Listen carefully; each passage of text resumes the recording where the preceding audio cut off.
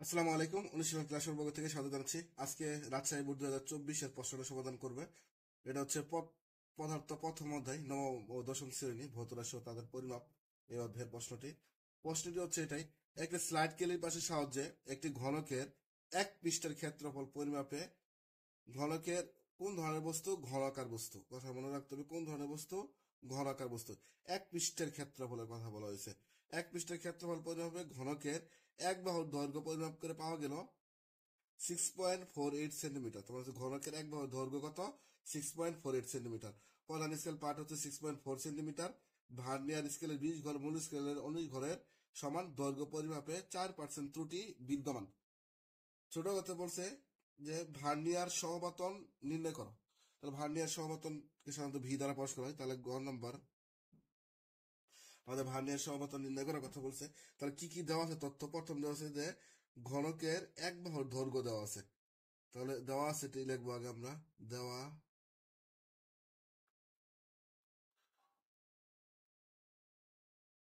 দেওয়া আছে ঘনকের এক বাহুর দৈর্ঘ্য, দৈর্ঘ্যকে সাধারণত এল দ্বারা প্রকাশ করা হয়। তাহলে এল ইকুয়াল দেওয়া আছে 6.48 সেন্টিমিটার। 6.48 সেন্টিমিটার। তারপর দেওয়া আছে প্রধান স্কেল পার্ট। প্রধান স্কেল পার্ট প্রধান স্কেল পার্টকে এম দ্বারা প্রকাশ করা হয়।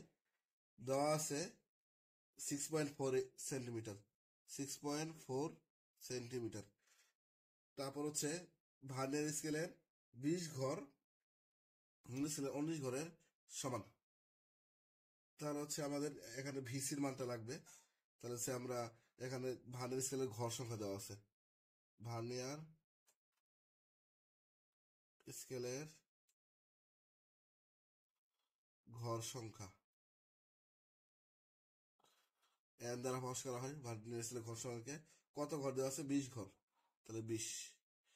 তাহলে আমাদের নির্ণয় করতে হবে ভার্নিয়ার সমাপতন। তাহলে ভার্নিয়ার ভার্নিয়ার সমাপতন ভার্নিয়ার সমাপতনকে আমরা কি দ্বারা প্রকাশ করবো? ভি দ্বারা প্রকাশ করবো। এটা আমাদের নির্ণয় করতে হবে ভি ইকুয়াল হোয়াট। এখন আমরা সূত্রটা যদি আমরা আগে সর্বপ্রথম ব্যবহার করি, যে আমরা জানি যে L equal M plus V গুণ ভিসি। এই সূত্রটা আমরা জানি। আমাদের ভি এর মানটাকে বের করতে হবে। তাহলে এল এর মান আছে, এম এর মান আছে, তাহলে ভিসির মান নাই। তাহলে আমরা এখান থেকে আমরা সাইড থেকে ভিসির মানটাকে বের করে নেব। তাহলে আমরা জানি যে VC equal S by N. VC equal S by N. S এর মানটা fixed all time 1 millimetre. 1 millimetre. আর এন এর মানটা হচ্ছে, আর এন এর মানটা দেওয়া আছে 20। যদি ভাগ করা হয় তাহলে নামবে 0.05 মিলিমিটার। দেখেন উপরের মানগুলো দেওয়া আছে সেন্টিমিটারে, তাহলে নিচের মানটা কোথায় নিতে হবে? সেন্টিমিটারে নিতে হবে। তাহলে সেন্টিমিটার হলে 10 দ্বারা ভাগ করব। 10 দ্বারা যদি ভাগ করা হয় তাহলে সেন্টিমিটার চলে যাবে। তাহলে উত্তরটা নামবে 0.005 সেন্টিমিটার। এখন আমরা এল এর মানটা বসাই। দেখেন এল এর মানটা কত দেওয়া আছে? 6.48। 6.48 ইকুয়াল এম, প্রধান স্কেল পার্ট দেওয়া আছে 6.4, প্লাস আমাদের ভি এর মানটা নির্ণয় করতে হবে ভি গুণ ভিসি। তাহলে ভিসির মানটা আমরা কত পেলাম? 0.005। 0.005। তাহলে এখন আমরা যদি ক্যালকুলেটার 6.48, 6.4টাকে যদি এবার নেই, যদি বাম পাশে নেই তাহলে 6.4টা বিয়োগ হয়ে যাবে। তাহলে 6.4 ইকুয়াল ভি গুণ 0.005। এখন আমরা যে কাজটা করতে পারি, যদি বিয়োগ করা হয় তাহলে এই অংশটুকুতে নামবে 0.0.08। 0.08। দেখেন একটু খেয়াল করে যে এখানে আপনার এই 0.005টা এখানে কি কোন অবস্থায় আছে? গুণ অবস্থায় আছে। যদি আমরা এখানে যদি ভাগ করি 0.005 ইকুয়াল ভি। যদি ক্যালকুলেটর চাপা হয় তাহলে ভি এর মান নামবে 16। এ হচ্ছে ভার্নিয়ার সমাপতন হচ্ছে 16। আমরা এখন ঘ নাম্বারটা সমাধান করব। ঘ নাম্বার সমাধান করব। ঘ নাম্বারে কি কি তথ্য কি প্রশ্নটা বলছে যে ঘনকের এক পৃষ্ঠের ক্ষেত্রফল পরিমাপে পরিমাপটি যথেষ্ট নির্ভরযোগ্য কিনা। আমরা এখন আপেক্ষিক ত্রুটি নির্ণয় করব। ঘনকের এক পৃষ্ঠের ক্ষেত্রফলের কথা বলেছে। এক পৃষ্ঠের ক্ষেত্রফল, ঘনকের এক পৃষ্ঠের ক্ষেত্রফল নির্ণয় সূত্র হচ্ছে এল স্কোয়ার, তারপর হচ্ছে বাহু স্কোয়ার। আমরা এটা আপেক্ষিক ত্রুটি নির্ণয় করব। নির্ণয় করার পর দেখবো সফলতার হারটাকে দেখবো, তারপরে বুঝতে পারবো যে আসলে পরিমাপটি যথেষ্ট নির্ভরযোগ্য কিনা। তাহলে ঘনকের এক পৃষ্ঠের ক্ষেত্রফল নির্ণয় করব। তাহলে আমাদের ঘনকের এক বাহুর দৈর্ঘ্য দেওয়া আছে 6.48 সেন্টিমিটার, তাহলে আমাদের এই মানটা লাগবে 6.48 সেন্টিমিটার। তাহলে ঘনকের এক পৃষ্ঠের দৈর্ঘ্য দেওয়া আছে, যেটা আছে দেওয়া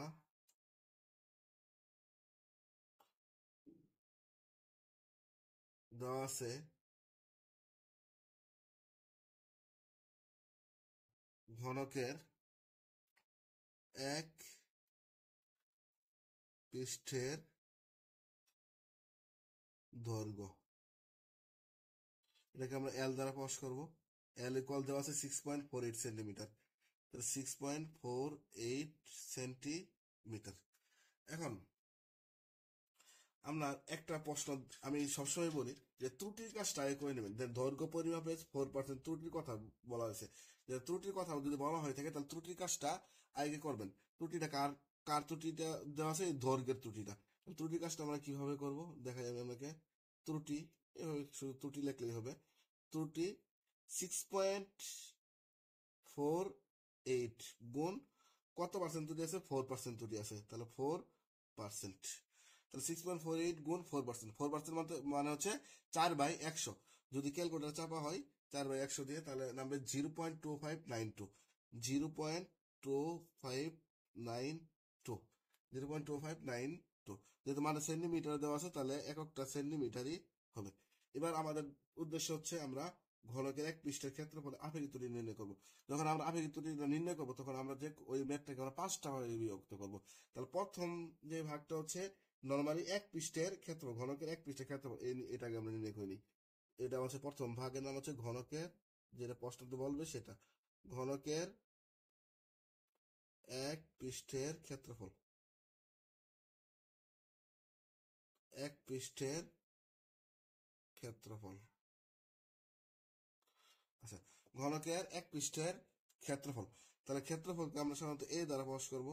তাহলে সূত্রটা হবে এ ইকুয়াল এল স্কোয়ার, সূত্রটা হবে এ ইকুয়াল এল স্কোয়ার। তাহলে হচ্ছে এল এর মান, এল এর মান হচ্ছে এখানে, এল এর মান হচ্ছে 6.48, 6.48 আর উপরে হোল স্কোয়ার। তো যদি ক্যালকুলেটর চাপা হয় তাহলে নামবে 41.41990 সেন্টিমিটার স্কোয়ার। এটা আমাদের নাম্বার। তাহলে আমাদের ফার্স্ট অংশটুকু শেষ। তার প্রথম ভাগ। এবার দ্বিতীয় ভাগ হচ্ছে আমাদের সম্ভাব্য বড় ক্ষেত্রফল। দ্বিতীয় ভাগের নাম হচ্ছে সম্ভাব্য বড় ক্ষেত্রফল, তারপর সম্ভাব্য ছোট ক্ষেত্রফল। তাহলে আমরা এখানে নির্ণয় করবো সম্ভাব্য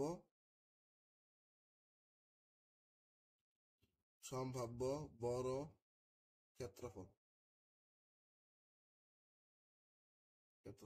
তাহলে এটাকে আমরা A1 দ্বারা প্রকাশ করি। যদি A1 দ্বারা প্রকাশ করি তাহলে হবে আমাদের প্রথমে এই যে এল এর সাথে যোগ করে দিলাম মানটা। তাহলে এল প্লাস এই যে ত্রুটিটা বের হয়েছে 0.2592, এই ত্রুটিটাকে আমরা কি করে দেবো? যোগ করে দেবো। তারপরে এল এর মানটা এখানে বসাবো।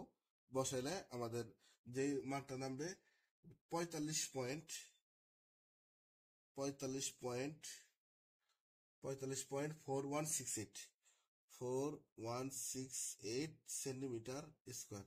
এটা তাহলে আমাদের সম্ভাব্য বড় ক্ষেত্রফল। তোমার আছে দ্বিতীয় ধাপ শেষ। তৃতীয় ধাপ হচ্ছে সম্ভাব্য ছোট ক্ষেত্রফল। এবার জাস্ট খালি আমরা বিয়োগ করবো এখানে। তাহলে সম্ভাব্য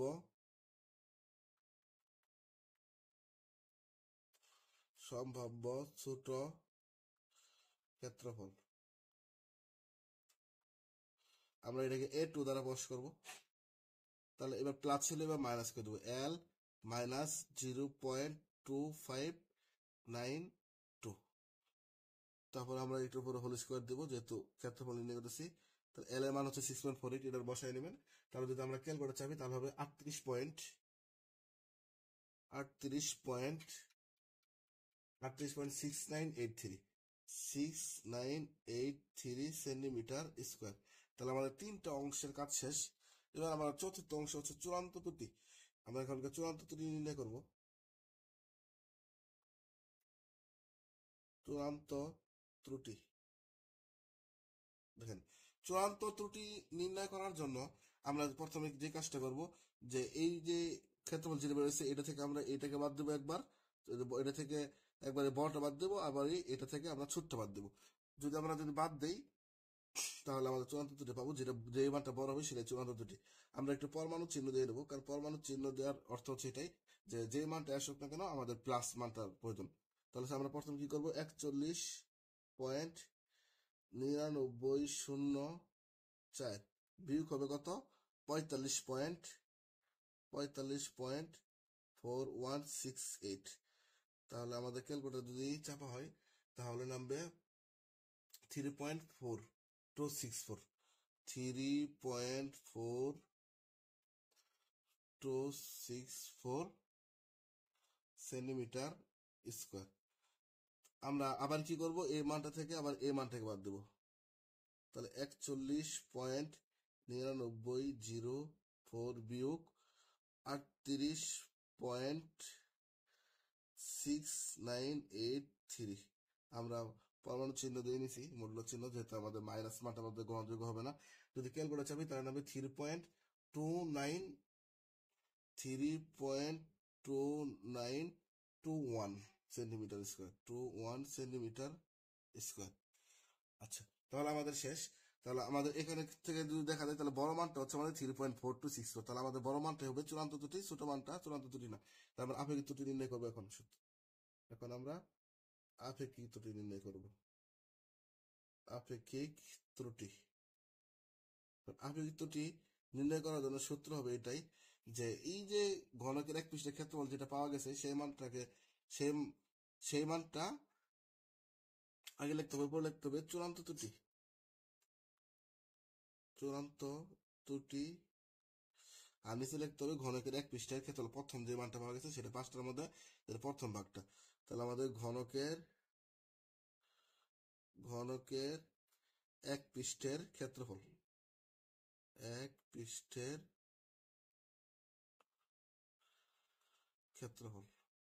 সংক্ষেপে লিখে দিলাম।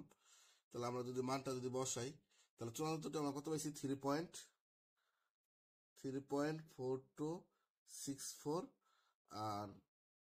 আর সরি, সূত্র মতো একটা গুণ 100 হবে, আর নিচে হবে এই যে 41.9904। এখন যদি আমরা ক্যালকুলেটর চাপি তাহলে আমাদের গুণ আছে 100, গুণ হবে 100। তাহলে যদি ক্যালকুলেটর চাপা হয় তাহলে নামবে উত্তর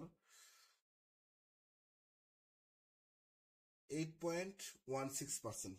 8.16%। এটা আমাদের কি নামছে, আপেক্ষিক ত্রুটি নামছে।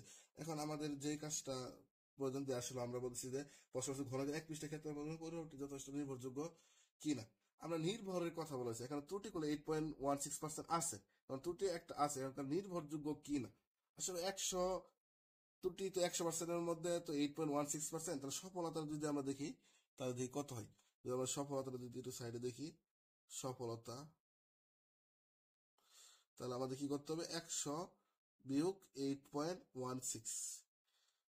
যদি আমরা ক্যালকুলেটর চাপি তাহলে আমাদের নামবে কত, যে 91.84%।